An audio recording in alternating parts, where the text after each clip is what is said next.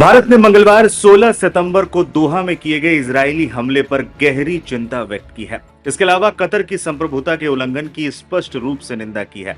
संयुक्त राष्ट्र में भारत के प्रतिनिधि अरिंदम बागची ने कहा, भारत का दृढ़ विश्वास है कि मतभेदों को संयुक्त राष्ट्र चार्टर और अंतर्राष्ट्रीय कानून के सिद्धांतों के पूर्ण अनुरूप बातचीत और कूटनीति के माध्यम से शांतिपूर्ण ढंग से सुलझाया जाना चाहिए। उन्होंने कहा कि भारत क्षेत्र में शांति और स्थिरता के समर्थन में है और आतंकवाद के खिलाफ दृढ़ता से खड़ा है। संयुक्त राष्ट्र में अरिंदम बागची ने कहा, President, India is deeply concerned about the recent attacks in Doha and their impact on the security situation in the region. We unequivocally condemn the violation of the sovereignty of Qatar. Such actions threaten peace, stability and security not only in the region but across the world. India firmly believes that differences must be resolved peacefully through dialogue and diplomacy in full conformity with the principles of the UN Charter and international law. Any escalation must be avoided and respect for the sovereignty and territorial integrity of states must be upheld. We strongly urge restraint and diplomacy to ensure that peace and security in the region are not compromised. Mr. President, we stand firmly in support of peace and stability in the region and against terrorism in any form or manifestation. We call upon the international community to remain united in efforts towards attaining peace and upholding the rule of law. As a close partner, India reiterates its solidarity with the Qatar and its people. इससे पहले पिछले हफ्ते PM Modi ने x पर post कर कहा था कि कतर के अमीर शेख तमीम बिन हमद अल थानी से बात की और दोहा में हुए हमलों पर गहरी चिंता जताई है। भारत बंधुत्वपूर्ण देश कतर की संप्रभुता के उल्लंघन की निंदा करता है। उन्होंने ये तक कहा, हम मुद्दों की बातचीत और कूटनीति के माध्यम से समाधान तथा तनाव को बढ़ने से रोकने का समर्थन करते हैं। भारत क्षेत्र में शांति और स्थिरता के समर्थन में तथा सभी तरह के आतंकवाद के विरुद्ध दृढ़ता से खड़ा है। मंगलवार 9 सितंबर को इजरायली सेना ने कतर के राजधानी में हवाई हमले किए थे। संयुक्त राष्ट्र सुरक्षा परिषद ने भी इस हमले की निंदा की थी। खास बात है कि हर मोर्चे पर इजरायल का साथ देने वाला अमेरिका भी इस निंदा प्रस्ताव में शामिल रहा। यूएनएससी के सदस्यों ने कहा था कि युद्ध को खत्म करने के प्रयास जरूरी हैं। वहीं इस तरह के हमलों से युद्ध विराम की गुंजाइश ही खत्म हो जाएगी और बंधकों की रिहाई भी सपना ही रह जाएगा। प्रस्ताव में कहा गया, गाजा सिटी में इजरायल की आक्रामकता की वजह से करीब 2 लाख लोगों को विस्थापित होना पड़ रहा है। बता दें, कतर अमेरिका का करीबी सहयोगी है। दोहा में किए गए इजरायली अटैक में हमास के कम से कम 5 सदस्य मारे गए थे। इसके अलावा कतर सुरक्षा बल का एक जवान भी मारा गया था।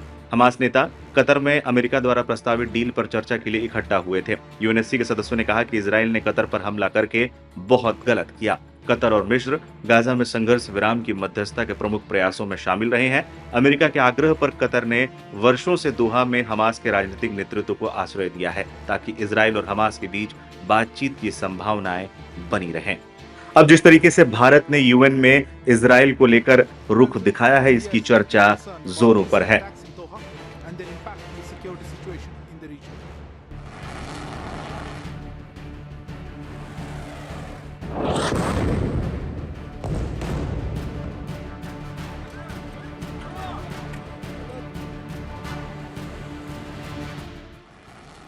हूतियों के गढ़ में घुसे इस्राएली फाइटर जेट्स को तुरंत भागना पड़ा था। जी हां, 16 सितंबर की दरमियानी रात हूतियों के गढ़ यानी यमन में इस्राएल के करीब 2 दर्जन फाइटर प्लेन बमबारी के लिए घुस गए थे। हालांकि हूतियों के प्रवक्ता की तरफ से किए गए दावे के मुताबिक उनके एयर डिफेंस सिस्टम ने कुछ इस कदर इन फाइटर जेट्सों का पीछा किया जिसकी बदौलत उन्हें वहां से भागना पड़ा। ये जानकारी हूतियों के वरिष्ठ प्रवक्ता याह्या सारी ने दी, लेकिन उसी समय इस्राएली लड़ाकू विमानों ने यमन के हुदैदा पोर्ट को निशाना बना लिया। इस्राएल ने यमन के हुदैदा पोर्ट पर भीषण बमबारी की है। बंदरगाह, जो हूती संगठन के लिए बेहद अहम माने जाते हैं, राख और मलबे में बदल गए। इस्राएल का कहना है कि यह पोर्ट हूतियों के सैन्य ठिकानों और ईरान से मिलने वाले हथियारों का जखीरा था। लेकिन कहानी यहीं खत्म नहीं होती। बमबारी के कुछ ही घंटों बाद हूतियों ने ऐसा जवाबी वार किया जिसने इस्राएल की राजधानी तेल अवीव तक में अफरा तफरी मचा दी।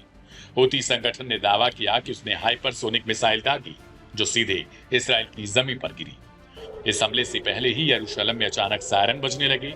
रात के सन्नाटे में गूंजती इन चेतावनी आवाजों ने लोगों को खौफ में डाल दिया। कई लोग डर के मारे चारपाइयों के नीचे और बंकरों में छिपते नजर आए। सोशल मीडिया पर सामने आए वीडियो में साफ दिखा, यरूशलेम के स्काईलाइन पर सायरन गूंज रहे हैं और लोग घबराकर सुरक्षित जगह तलाश रहे हैं। इस्राएल की सेना का दावा है कि यमन से रॉकेट दागे गए जिनमें से कई को उनके एयर डिफेंस सिस्टम ने रोक दिया। लेकिन कई शहरों में सायरन बजने लगी और लोगों को बंकरों में जाने की तस्वीरें इस पूरे तनाव को और गहरा करती हैं। प्रशासन ने नागरिकों से शांत रहने और सतर्क रहने की अपील की, लेकिन क्या इसराइल अपने घरों के नुकसान की बात को कभी स्वीकारता है?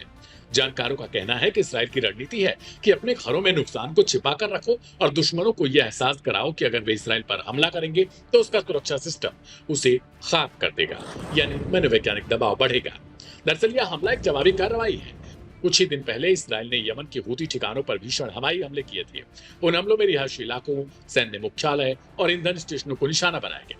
यमन के कई हिस्सों से तबाही की तस्वीरें सामने आई थी और दर्जनों लोगों की मौत हो गई। यहाँ तक कि यमन में हूती कैबिनेट तक निशाना बनाया गया, जिसमें खुद वहां के प्रधानमंत्री से लेकर कैबिनेट के कई मंत्री मारे गए। विशेषज्ञों का कहना है कि ऐसा पहली बार है जब हूतियों की तरफ से इसराइल के अटैक के तुरंत बाद जवाबी कार्रवाई में हाइपरसोनिक मिसाइल इस्तेमाल किया गया। यह कदम साफ बताता है कि यमन युद्ध अब इसराइल के लिए सीधे राष्ट्रीय सुरक्षा संकट बन गया। स्थिति का व्यापक संदर्भ अगर देखा जाए तो वो और भी ज्यादा गंभीर हो जाता है, क्योंकि गाजा युद्ध छिड़ने के बाद से लगातार इसराइल पर अब तक यमन की तरफ से कई हमले किए जा चुके हैं। हूतियों का कहना है कि वो गाजा के लोगों की लड़ाई लड़ रहे हैं और अपनी जान जाने तक वे इस बात की चिंता नहीं करते कि परिणाम क्या होगा।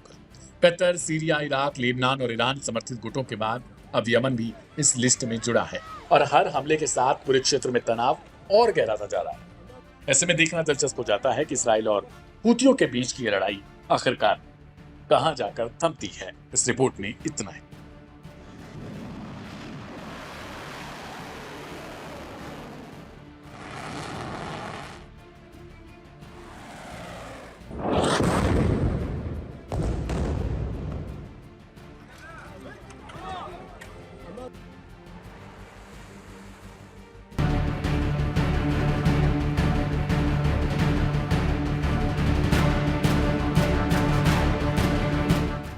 कतर की राजधानी दोहा, जहां इसराइल के हमले के खिलाफ 60 मुस्लिम देशों का जमावड़ा हुआ।